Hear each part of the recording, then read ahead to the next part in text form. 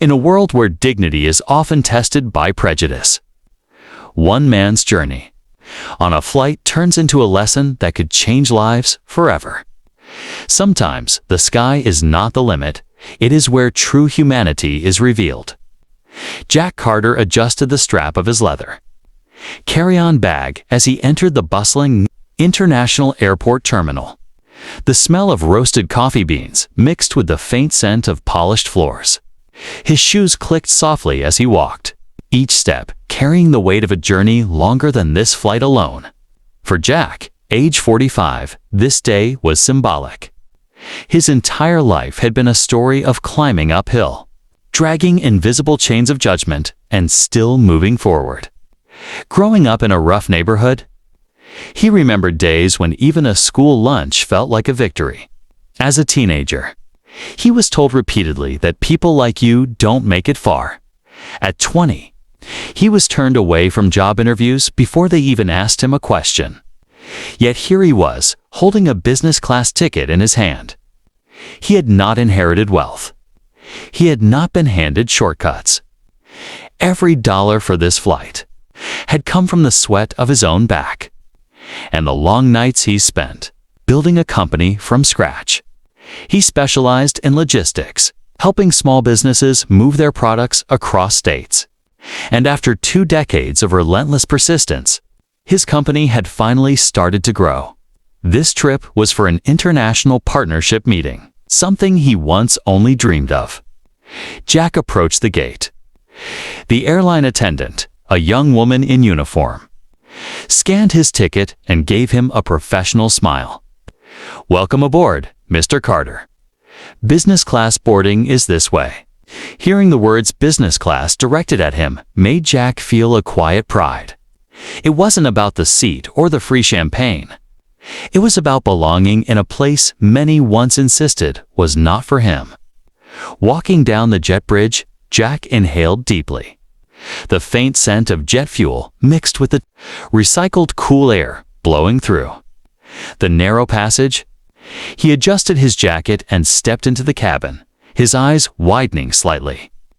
Plush leather seats lined the business section, wide and inviting. Far from the cramped rows of economy he had known all his life. He found his seat 4A by the window. Sliding his bag into the overhead bin, he sat down and exhaled slowly. His heart felt light. Outside the window, the world was bright. The horizon stretched endlessly. But peace does not last long when the storm of prejudice brews nearby. Moments later, the click of sharp heels echoed through the cabin. A woman entered, elegant blonde hair neatly pinned, pearl earrings glimmering under the cabin light. Evelyn Blake walked with confidence, her designer handbag resting effortlessly on her shoulder. She was accustomed to being noticed, accustomed to commanding space. Her eyes scanned the rows. When they landed on Jack, sitting calmly in his seat, her lips tightened. She hesitated for a fraction of a second, then approached. "Excuse me," she said, her voice smooth but carrying an edge. "Are you sure you're in the right seat?"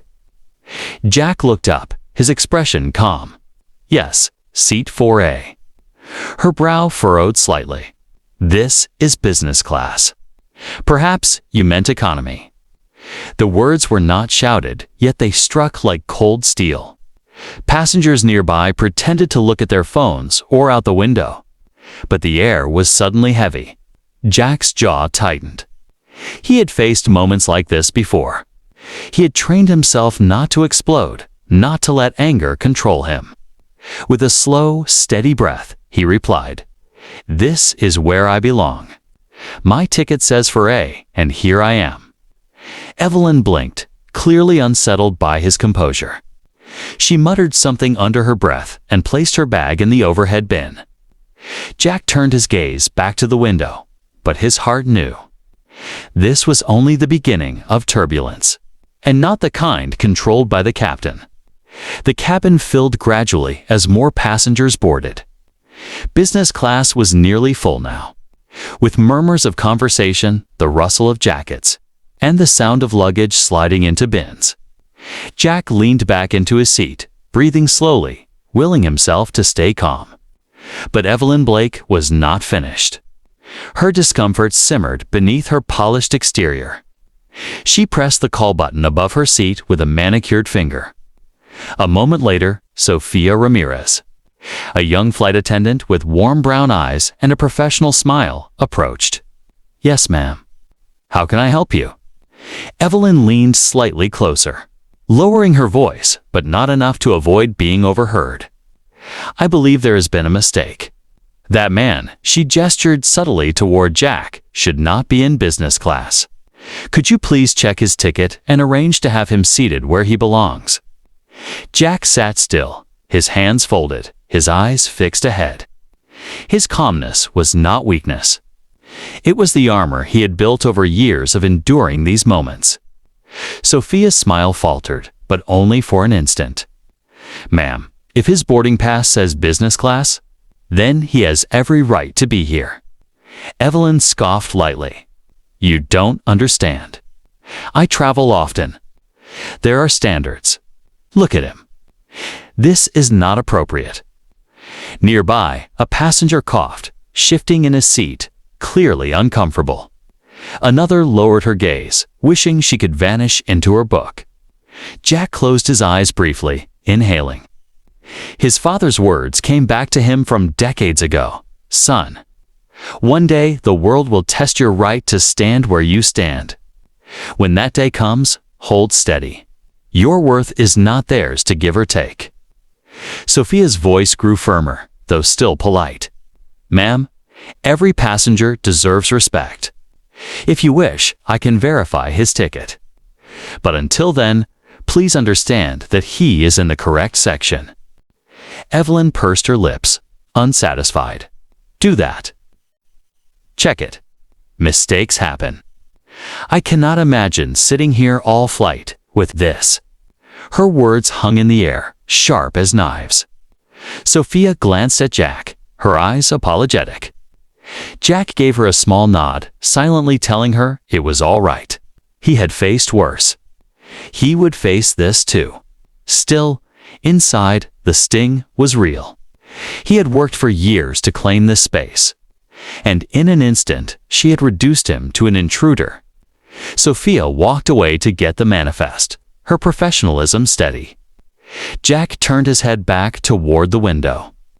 In this cabin, prejudice had clipped his wings, at least for now. Sophia Ramirez returned a few minutes later with a head flight attendant, a tall woman with neatly pinned hair and a calm but authoritative presence. In her hand was a sleek tablet holding the passenger list. She crouched slightly beside Jack Carter's seat and spoke with practiced courtesy. "Sir, may I quickly check your boarding pass?" Jack reached into his jacket pocket and handed it to her without hesitation. He had nothing to hide, nothing to prove. But he also knew that dignity sometimes required patience. She scanned the code on the tablet, her eyes flickering across the screen. A moment later, she nodded with a professional smile. "Yes, Mr. Carter, you are indeed in business class. Everything is in order." Jack accepted the pass back and gave a small nod of thanks. But Evelyn Blake leaned forward, her voice sharpened with disbelief. "There must be some mistake in your system. Look at him. He does not belong here. I am sure of it." The head attendant straightened, her patience tested. "Ma'am, the manifest is clear. Mr. Carter is in his rightful seat. There is no error." Evelyn's eyes narrowed, her lips pressed into a thin line. "You cannot expect me to sit beside," she caught herself. But the words hung incomplete, their meaning obvious. Jack turned his gaze toward her for the first time, meeting her eyes with quiet steadiness. He did not raise his voice. He did not lash out. He simply said, "Your comfort does not define my worth." For a moment, Evelyn's confidence faltered. The calm strength in Jack's words unsettled her more than anger would have. She looked away, fidgeting with a clasp of her handbag. The head attendant gave Jack a respectful nod before moving on. Sophia lingered a moment, her eyes soft with sympathy. "If there is anything you need, sir, Please do not hesitate to let us know." Jack smiled faintly. "Thank you. I'll be fine." As the attendants walked away, Jack leaned back in his seat, staring out the window. A man who had fought his way into places the world told him he would never see. He remembered his father's voice, echoing like an anchor. "Stand tall. They cannot take your worth unless you give it away." Yet, despite his composure, the sting of Evelyn's words lingered. He had come so far, only to be reminded that prejudice was a shadow that followed even into the skies. The engines roared as the plane taxied down the runway. Passengers adjusted their belts, some flipping through magazines, others preparing their headphones. Jack placed a hand lightly on the armrest, steadying himself as the aircraft surged forward and lifted into the sky. For many, takeoff was routine. For Jack, it carried symbolism. Every ascent reminded him of the uphill battles he had faced his entire life. As the plane climbed through the clouds, Jack closed his eyes. Memories came unbidden, rushing like wind currents. He was 12 again, sitting in a cramped classroom. His teacher, weary and blunt, had looked him in the eye and said, "Children like you don't usually make it to college. Best focus on a trade." The class laughed softly, not out of cruelty, but from the certainty of a system already decided. At 19, Jack walked into his first real job interview. He wore a borrowed suit, shoes a size too tight, hope burning in his chest. But the manager glanced at him once, barely asked a question, and ended the interview in under 5 minutes. Later, he overheard, "We want someone who fits our company's image." At 28, Jack worked 2 jobs while studying logistics at night school. He remembered stocking shelves until 2 a.m., then sitting in class at 8 a.m., his eyes heavy, but his determination stronger, while others seemed to glide easily into careers. Jack had to carve his way through solid rock. These memories were not just scars. They were the bricks of resilience that built him. Jack opened his eyes and looked around the cabin. Business class smelled faintly of leather and roasted nuts. A man across the aisle sipped champagne without care. A young woman beside him typed quickly on a laptop. Evelyn sat stiffly in her seat, pretending to read a glossy magazine. Jack adjusted his posture, resting his chin against his hand. He thought of his daughter back home, only 13, who once asked him, "Dad, why do some people treat you differently?" He had answered gently, "Because they see only what they want to see. But you must see yourself for who you truly are." The captain's voice broke through the intercom. "Ladies and gentlemen, we are now at cruising altitude. Please feel free to relax and enjoy the service." The plane steadied, but inside Jack's chest, turbulence still rumbled. He knew Evelyn would not let go so easily. An hour into the flight, the first meal service began. Flight attendants wheeled carts down the aisle, offering drinks and warm towels. Jack accepted a sparkling water and smiled politely. The quiet hum of conversation filled the cabin. But Evelyn Blake's discomfort remained visible. She shifted in her seat, sighing heavily, glancing at Jack with a mixture of disdain and disbelief. Finally, unable to hold her tongue, she spoke loudly enough for others to hear. "This is absurd. Standards are falling everywhere. Next thing you know, anyone will be allowed in these sections." Her words were casual on the surface, but laced with poison. A couple of passengers glanced at Jack, then quickly looked away, unsure whether to intervene. Jack inhaled slowly. He turned his head toward her, his voice steady but edged with firmness. "Ma'am, with respect, I paid for this seat the same way you did. I am not here by accident, and your words are not about standards. They are about me." The cabin fell silent. Even the clink of cutlery seemed to pause. Evelyn stiffened, her cheeks flushing. "I did not mean it like that." "Yes, you did," Jack replied softly, his eyes unwavering. "But it's fine. I am used to it. Just know, your discomfort does not define my worth. Sophia, the attendant, happened to be nearby. She paused, her eyes locking briefly with Jack's. A silent acknowledgement of his strength. She wanted to speak, but knew her role required neutrality in front of passengers. Yet her respectful nod was enough. A man across the aisle, Mr. Grant, folded his newspaper slowly. He said nothing yet, but his eyes carried weight, watching, assessing. Evelyn turned away, lifting her wineglass with shaky dignity. But the sting of Jack's words lingered in the air like thunder before a storm. Jack leaned back into his seat, his pulse steady, but his heart heavy. He had not raised his voice. He had not insulted her. He had simply spoken truth. And sometimes, truth was more disruptive than shouting could ever be. Outside the window, clouds drifted below them, endless and pure. Inside the cabin, prejudice battled dignity, and Jack knew the real turbulence had only just begun. Dinner trays clinked as the attendants collected them. The cabin lights dimmed slightly, a soft glow filling the business section. Most passengers tried to settle into quiet, but the earlier exchange between Evelyn and Jack still hovered like static in the air. Jack leaned back, his eyes fixed out the window. Stars dotted the black expanse, distant yet steady. He exhaled, steadying his thoughts, when suddenly a voice broke the silence.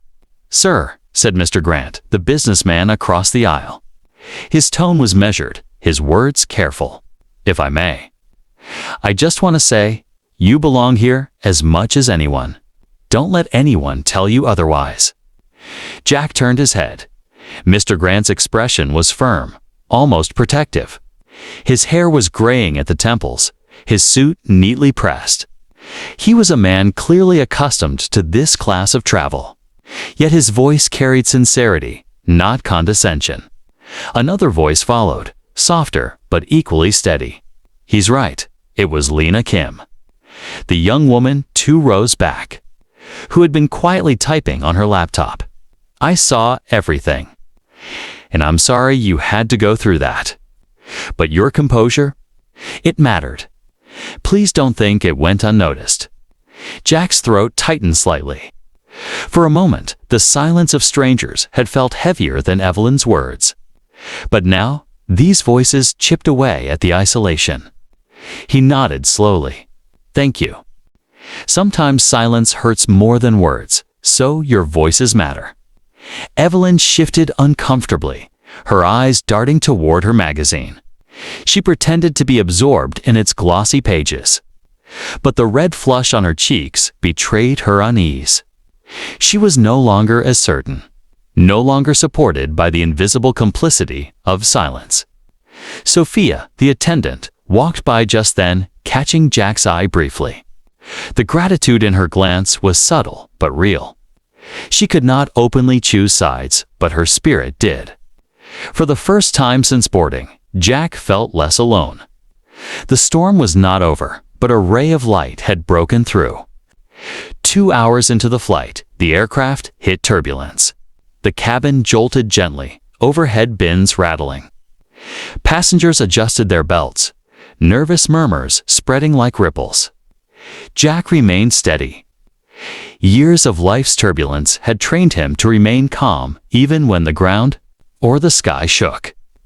He rested his hands on his thighs, steadying himself. But inside, another turbulence churned. Why did this moment sting so deeply? He had faced prejudice countless times at stores, in boardrooms, in casual glances on the street. Yet here, thousands of feet above ground, it felt sharper, perhaps because he could not walk away.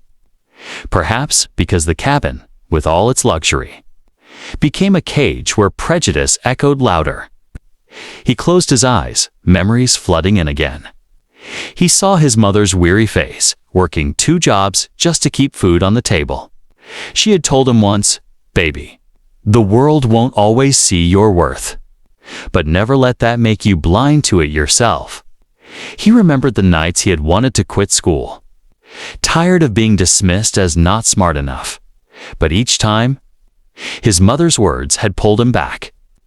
Now here he was, sitting in a seat he had earned with sweat and determination, still being questioned. The plane jolted again, a bit stronger. Evelyn gasped softly, gripping her armrest.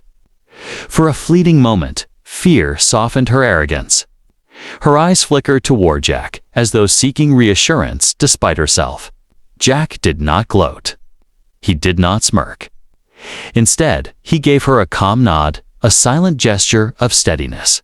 It was instinct, born of his nature to stand tall even for those who tried to diminish him. The turbulence eased. The captain's voice came over the intercom, calm and professional. "Ladies and gentlemen, we're passing through a patch of rough air. Please remain seated with seatbelts fastened. We'll be through it shortly." As the cabin steadied, Evelyn looked down, her magazine forgotten. Something had shifted inside her, small, fragile, but undeniable. Jack leaned back again, closing his eyes. The turbulence had passed outside, but within his heart. A storm was reshaping itself into resolve. The cabin grew quiet as many passengers drifted into sleep. The hum of the engines became a kind of lullaby. Jack stayed awake, his mind restless. He stared out the window, the curve of the earth faint against the horizon. Up here, borders were invisible, divisions meaningless. The sky did not care about color, status, or prejudice. Why did humans cling to such boundaries? Lena Kim shifted in her seat, glancing at him. "May I say something?" she asked softly. Jack nodded. "I'm a writer. I came on this trip to finish a book I've been struggling with. But watching how you handled all of this, it gave me something real to write about. You reminded me that dignity is stronger than cruelty." Her voice was quiet but sincere. Jack felt humbled. He smiled faintly. "If my struggle can inspire even one story that teaches someone to see better, then maybe it's worth it." She nodded. "It already has." Silence returned, but it was no longer heavy. Evelyn sat awake, her thoughts clearly tangled. Her certainty was gone, replaced by something closer to shame. She glanced at Jack once, but quickly looked away when their eyes nearly met. For Jack, this moment was not about winning against her. It was about proving to himself, to the quiet witnesses, to his daughter back home, that dignity outlasts prejudice. The engines hummed on, carrying them toward dawn. As the hours passed, the plane began its descent. The announcement crackled. "Ladies and gentlemen, we are preparing for landing. Please return your seats to their upright positions." Evelyn adjusted her seat slowly, her face pale with unspoken thoughts. Finally, she turned slightly toward Jack. Her voice was lower now, stripped of its earlier sharpness. I may have been unfair earlier." Jack regarded her calmly. "Yes, you were." She flinched, then nodded. "I travel often. I suppose I've been conditioned to expect certain things. Maybe I judged too quickly." Jack's tone remained gentle but firm. "We all carry prejudices, ma'am. The difference is whether we let them control us or challenge us. I hope today made you think." Her lips parted as if to respond, but she stopped, swallowed, and simply nodded. It was not an apology that erased the harm, but it was a step toward awareness. Around them, other passengers exchanged glances. Mr. Grant gave Jack a small nod of respect. Lena closed her laptop, her eyes shining with inspiration. Sophia, passing through the aisle one last time, offered Jack a warm smile that spoke volumes without words. The plane touched down with a soft thud. Tires screeched briefly against the runway. A collective exhale filled the cabin as passengers realized they were safely on the ground. Jack fastened his jacket, gathering his bag from the overhead bin. His movements were unhurried, deliberate. Dignity was not about speed, it was about steadiness. As he stepped into the aisle, a few passengers nodded subtly. Not all, but enough. enough to show that his presence had left a mark. The airport terminal buzzed with life as passengers spilled out of the jet bridge. Jack walked calmly, his bag over his shoulder. Outside, the air was fresh, cool, carrying the scent of rain. Mr. Grant caught up with him briefly. He extended a hand. "Safe travel, sir, and thank you for reminding us all of something important." Jack shook his hand, smiling faintly. "Safe travels to you, too." Lena passed by, notebook clutched tightly. She paused, meeting Jack's eyes. "I'll make sure your story is told, not your name, but your dignity. People need to hear it." Jack nodded, humbled. "Thank you." Evelyn walked quickly past, her heels clicking against the polished floor. She did not speak, but her silence was different now. Not contempt, but reflection. Jack stepped outside, breathing deeply. The sky stretched above him, vast and endless. This flight had not just been about reaching a destination. It had been about carrying dignity through turbulence, both in the air and in the human heart. He thought of his daughter. He thought of the young men in his community, who wondered if the world had a place for them. He thought of the lesson etched into this journey. Moral lesson of the story is that respect is not determined by class, seat, or skin. True worth is earned through resilience, integrity, and the courage to stand tall when the world tries to push you down. Sometimes the greatest flight we take is not through the air, but above the weight of prejudice. Jack smiled to himself, stepping forward. The journey was far from over, but he knew now, more than ever, that he would always rise. Like and subscribe the channel for more interesting videos.